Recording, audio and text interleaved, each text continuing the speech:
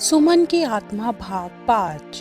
तो अब तक आपने देखा कि बाबा की मदद से कैसे सुमन की आत्मा एक इंसान के रूप में बदल जाती है और फिर सुहास सुमन को लेकर अपने दवाखाने जाता है। कुछ दिनों बाद सुहास के पिताजी को सुमन के बारे में पता चल जाता है। फिर सुहास अपने पिताजी को समझाकर सुमन को शहर ले जाने के लिए कहता है ताकि गांव के लोगों को ये बात अभी पता न चल सके। और फिर रात में दोनों शहर के लिए निकल जाते हैं। अब आगे सुहास सुमन को लेकर शहर जाने के लिए गांव से निकल पड़ता है। शहर जाने का रास्ता घने जंगल से होकर गुजरता है। सुहास, इतना घना जंगल, मुझे तो बहुत डर लग रहा है। क्या हम कल दिन में शहर नहीं जा सकते थे? नहीं सुमन, हमें रात में ही शहर जाना होगा। अगर हम दिन में शहर के लिए निकलेंगे तो गांव के लोग तुम्हें देखकर बातें बनाएंगे और तुम्हें उनकी बातें सुनकर दुख होगा। मैं तुम्हें दुखी नहीं देख सकता। ये सुनकर सुमन सुहास को देखकर कहती है, जरूर मैंने पिछले जन्म में कोई पुण्य के काम किए होंगे जो तुम्हारे जैसा इंसान मेरी जिंदगी में आया। इतने में घनी झाड़ियों में से एक शेर निकल आता है और जोर जोर से दहाड़ने लगता है। सुमन डर से सुहास के पीछे छिप जाती है। सुहास भी डर जाता है, लेकिन तभी सुहास को बाबा की कही बात याद आ जाती है जिसमें उन्होंने सुमन की शक्तियों के बारे में बताया था। सुहास का डर थोड़ा कम होता है। इतने में शेर दहाड़ता हुआ आगे बढ़ने लगता है, लेकिन सुमन की शक्तियों की वजह से वो वहां से भाग जाता है।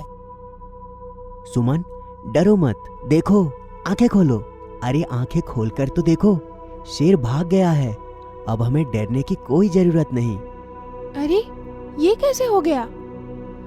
मुझे तो लगा था आज हम दोनों को शेर यहाँ खा जाएगा। ये सब कैसे हुआ? तुम्हें अभी कुछ समझ नहीं आएगा। चलो हम जल्दी से आगे की ओर चलते हैं। सुहास, अब हम लौट चलते हैं। चलो घर वापस चलें। सुबह होते ही हम शहर के लिए निकल पड़ेंगे। नहीं सुमन, हम घर तो नहीं जा सकते। मैं कुछ सोचता हूँ। और सुहास इधर उधर देखने लगता है। इतने में सुहास को वही गुफा दिखाई देती है जिसमें सुहास सुमन की आत्मा से मिलने जाता था। सुहास मन ही मन सोचता है, क्यों ना हम इसी गुफा में रुक जाएं? क्या पता यहाँ रुककर सुमन को कुछ याद आ जाए। हाँ, आज की रात हम दोनों यहीं रुक जाते हैं। और सुहास सुमन को बोलता है, चलो सुमन, देखो वो गुफा। चलो उसी में आज की रात रुक जाते हैं। सुमन चौंक पड़ती है और सुहास से पूछती है, क्या इस गुफा में यहाँ कोई जंगली जानवर या कोई आत्मा या भूत हुआ तो? सुहास हंस के सुमन को बोलता है, अरे मैं हूं ना, तुम डरो मत। और जैसे शेर को भगाया था वैसे ही बाकी जंगली जानवर और आत्मा को भी भगा देंगे। और ऐसा बोलकर सुहास सुमन को लेकर गुफा में चला जाता है। वहां जाकर दोनों बैठ जाते हैं। सुहास को नींद आ जाती है, लेकिन सुमन का डर सुमन को बेचैन कर रहा था और उसी बेचैनी में सुमन यहाँ से वहां घूमने लगती है। घूमते घूमते सुमन की नजर एक कांच की बोतल पर पड़ती है। अरे ये कैसी बोतल है? कितनी चमक है इस बोतल में। और सुमन उस बोतल को उठा लेती है और उसके ढक्कन को जैसे ही खोलती है उसमें से एक तेज रोशनी बाहर निकल कर आती है। वो रोशनी और कोई नहीं बल्कि उस मुंचले जगुआ की आत्मा थी जिसको सुमन की आत्मा ने मारकर बोतल में बंद कर दिया था। अब जगुआ की आत्मा बोतल से निकलकर सुहास के शरीर में घुस जाती है। आत्मा के घुसते ही सुहास जोर जोर से हंसने लगता है। सुमन को कुछ समझ नहीं आता। सुहास को ऐसे हंसता देख सुमन सोचती है कि सुहास अपने सपने में हंस रहा है। सुमन सुहास के पास जाती है और उसे उठाने लगती है। सुहास, उठो उठो सुहास, मुझे बहुत डर लग रहा है। तुम ऐसे मत हंसो। सुहास, उठो सुहास। जैसे ही सुहास आंखें खोलता है उसकी आंखें एकदम लाल और बहुत बड़ी बड़ी हो जाती हैं। उसका चेहरा भी कुछ अजीब सा दिखने लगता है। सुमन की आत्मा पार्ट 4। पिछले भाग में आपने देखा कि सुहास का दवाखाना बहुत ही अच्छे से चल रहा था और सुहास वहीं रहने भी लगा था। धीरे धीरे सुहास को सुमन से ज़्यादा लगाव होने लगा। वो अक्सर रात में जंगल जाकर सुमन से मिलता रहता था। धीरे धीरे सुहास को सुमन से प्यार हो गया। सुहास ने बहुत कोशिश की सुमन को अपने दिल की बात बताने की, पर वो नहीं कर सका। एक दिन सुहास के पिताजी दवाखाने पर आते हैं और सुहास को शादी करने के लिए कहते हैं। सुहास उनसे थोड़ा समय मांगता है, फिर वो रात में सुमन के पास आता है और अपने दिल की बात कह देता है। ये बात सुन सुमन एकटक सुहास को देखने लगती है। तभी जंगल से किसी के चिल्लाने की आवाज आती है। सुहास और सुमन वहां जाकर देखते हैं कि एक बूढ़ा आदमी बहुत ही जख्मी हालत में है। फिर सुहास उनको उठा के दवाखाने ले आता है। बहुत ज्यादा खून निकल जाने की वजह से उनको बचाना मुश्किल था। तभी बूढ़े बाबा सुहास से अपनी सारी आप बीती कहते हैं। फिर सुहास उनको सुमन के बारे में बताता है। सुमन के बारे में सुन बूढ़े बाबा सुहास को कहते हैं कि मुझे सुमन से मिलना है, मुझे सुमन के पास ले चलो। फिर सुहास बूढ़े बाबा को सुमन के पास ले आता है। अब आगे। सुहास, इन्हें यहाँ लेके क्यों आए हो? ये तो बहुत जख्मी है, तुम्हें इनका इलाज करना चाहिए। सुमन, तुम शांत हो जाओ। मैं तुमसे जो कहने जा रहा हूँ उसे ध्यान से सुनना। क्या बात है, मुझे बताओ। फिर सुहास की जो भी बात बाबा से हुई थी वो सब सुमन से कहता है। ये सुन सुमन थोड़ी सहम जाती है। यही बात है सुमन, अब तुम बताओ तुम क्या चाहती हो। सुहास, मैं ये नहीं कर सकती, ये गलत है। कुछ गलत नहीं है सुमन, ये ईश्वर की मर्जी है। यह मौका अपने हाथ से मत जाने दो। ये तुम्हारे लिए और मेरे लिए बहुत अहम है। मुझे कुछ समझ में नहीं आ रहा है कि मैं क्या करूं। सुमन बेटी, घबराओ मत, ये ऊपर वाले की मर्जी है, तभी तो मैं यहाँ आया हूँ तुम लोगों के पास। सुमन, मैं तुमसे बहुत प्यार करता हूँ। मैंने कभी सपने में भी ये नहीं सोचा था कि ऐसा एक दिन आएगा। अब आ चुका है तो इसे अपने हाथ से मत जाने दो सुमन। शायद ये तुम्हारे अच्छे कर्मों का फल है। बेटी जल्दी करो, मेरे पास अब ज़्यादा वक्त नहीं है। सुमन, अब मान भी जाओ, संसार को ज़रूरत है तुम्हारी। बुरी शक्तियों को ख़त्म करना है तुम्हें, इसीलिए तुम्हें यह शक्तियाँ अपनानी होगी। ठीक है।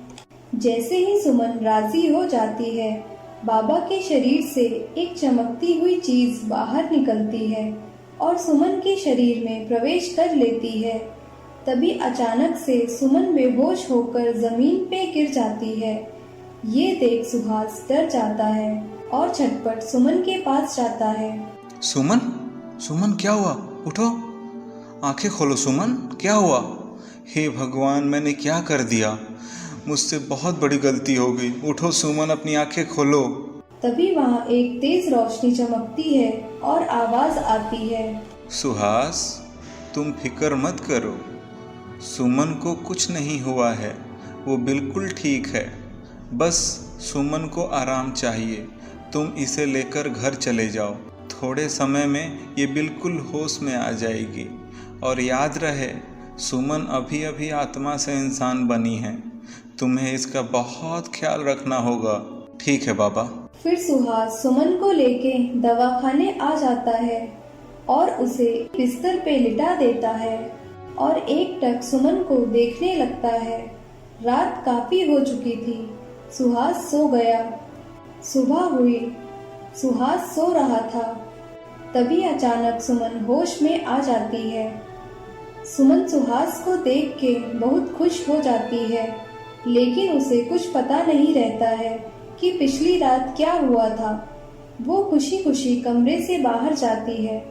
तभी सुहास उठ जाता है और देखता है कि सुमन कमरे में नहीं है। ये देख सुहास बहुत ही डर जाता है। फिर वो कमरे से बाहर जाता है और देखता है सुमन बाहर के दरवाजे पे खड़ी है। सुमन, क्या हुआ? तुम ठीक हो ना? तुम उठ गए? हाँ हाँ, मैं बिल्कुल ठीक हूँ। आज मुझे बहुत अच्छा लग रहा है, लेकिन मुझे कुछ भी याद नहीं है तुम्हारे सिवा। कोई बात नहीं सुमन, धीरे धीरे सब याद आ जाएगा, तुम चिंता मत करो। मेरे माता पिता कहाँ रहते हैं और मैं तुम्हारे पास क्यों रहती हूँ? सुहास उदास सुमन की ओर देख के सोचता है कि मैं इसे कैसे बताऊं कि इसके माता पिता अब इस दुनिया में नहीं है, और ये भी कि मैं इसका कौन लगता हूँ। सुहास की आंखों से आंसू आने लगते हैं। क्या हुआ सुहास, तुम्हारी आंखों में आंसू क्यों? कुछ नहीं सुमन, बस ऐसे ही। तुम चिंता मत करो, तुम्हें धीरे धीरे सब पता चल जाएगा कि तुम कौन हो और मैं तुम्हारा क्या लगता हूँ। उदास सुमन रूम में चली जाती है और सुहास दवाखाने में बैठा सोचता रहता है कि मैं कैसे बताऊं सुमन को उसकी सच्चाई। क्या पता सुमन मुझसे नाराज हो जाए। नहीं, अभी सुमन को थोड़ा समय देता हूँ। क्या पता धीरे धीरे सुमन को कुछ याद आने लगे। अगर सुमन मुझे नहीं भूली है तो फिर मुझसे ऐसा क्यों कहा कि तुम मेरे क्या लगते हो। सुहास उदास दवाखाने में बैठा रहता है। धीरे धीरे शाम हो जाती है। हम कितने समय से साथ में हैं सुहास? मुझे कुछ भी याद नहीं आ रहा है। मेरे पास आओ सुमन। सुहास सुमन को गले लगा लेता है और कहता है, मैं तुमसे बहुत प्यार करता हूँ, बस मैं इतना ही कह सकता हूँ कि मैं तुमसे अलग नहीं रह सकता। मैं भी तुमसे बहुत बहुत ज्यादा प्यार करती हूँ और मैं भी तुम्हारे बिना नहीं रह सकती। धीरे धीरे रात हुई, दोनों सो जाते हैं। अगली सुबह सुहास दवाखाने पे बैठा था और सुमन खाना बना रही थी। तभी दवाखाने पे एक आदमी इलाज के लिए आता है और जैसे ही वहाँ से जाने लगता है, सुहास खाना बन गया है, आके खा लो। ये सुन वो आदमी चौंक जाता है और बिना कुछ बोले वहाँ से चले जाता है। इधर सुहास भी थोड़ा परेशान हो जाता है कि शायद ये आदमी गांव के लोगों को बता देगा। अब मुझे क्या करना चाहिए। सुहास खाना खाके थोड़ा आराम कर रहा था, तभी किसी ने दरवाजा खटखटाया। सुहास ने बाहर आके देखा तो पिताजी और वो आदमी बाहर खड़े थे। पिताजी, आप यहाँ, अंदर आइए। फिर सुहास अपने पिताजी को सुमन के बारे में सब कुछ बताता है और ये भी कि कैसे सुमन की आत्मा एक इंसानी शरीर में बदल जाती है। ये सब सुन उसके पिताजी बहुत चौंक जाते हैं और कहते हैं, सुहास बेटे, मुझे कुछ भी समझ में नहीं आ रहा है कि मैं तुमसे क्या कहूँ। बस मुझे अब ये बताओ कि हमें क्या करना चाहिए अब। पिताजी, सुमन को अभी कुछ भी याद नहीं है, इसीलिए मैं अभी तक आपको ये सब नहीं बताया। बेटे, मेरी बात मानो और सुमन से शादी कर लो, यही सही रहेगा।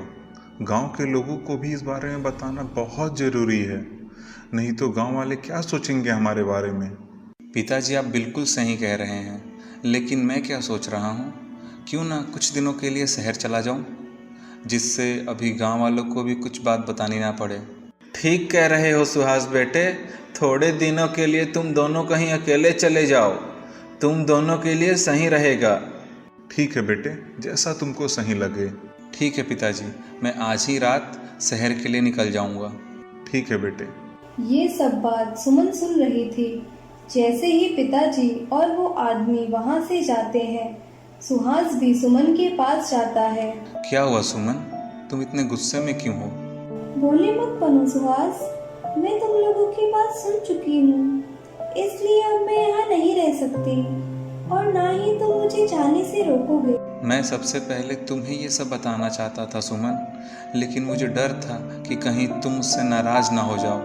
पता नहीं मेरे कौन से जन्मों का पाप है ये सब, जो मुझे इस जन्म में सजा मिल रही है। ऐसा मत कहो सुमन, तुमने कोई पाप नहीं किया है। थोड़ा समय दो अपने आप को, जब तक तुम्हारी यादें वापस नहीं आ जाती। सुमन रोने लगती है। तभी सुहास सुमन को गले लगा लेता है और कहता है कि क्या तुम मेरे साथ कहीं और चलोगी? तुम्हें बहुत अच्छा लगेगा। सुमन रोते हुए कहती है, मुझे कुछ भी समझ नहीं आ रहा है कि मैं क्या बोलूं। लेकिन तुम्हारे साथ होती हूँ तो पता नहीं बहुत सुकून मिलता है। मैं तुम्हारे साथ कहीं भी जाने के लिए तैयार हूँ। रात हुई। सुहास और सुमन दोनों निकल जाते हैं